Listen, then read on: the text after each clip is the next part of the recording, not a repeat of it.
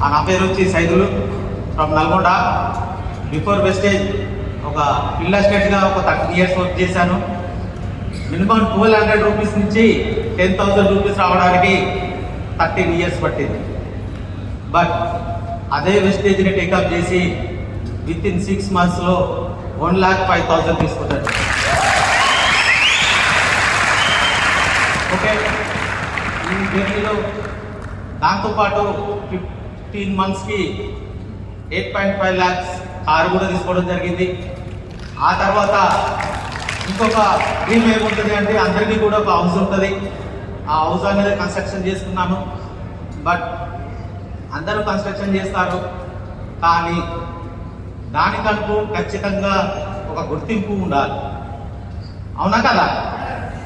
ఆ గుర్తింపు రావాలి అంటే అందరు చేసింది చేయొద్దు అని చెప్పి ఒక డిఫరెంట్గా నేను ఏ వర్క్ చేసి ఆ ఇల్లును నిర్మించుకున్నానో అదే ఎలా ఎందుకు ఉండకూడదు?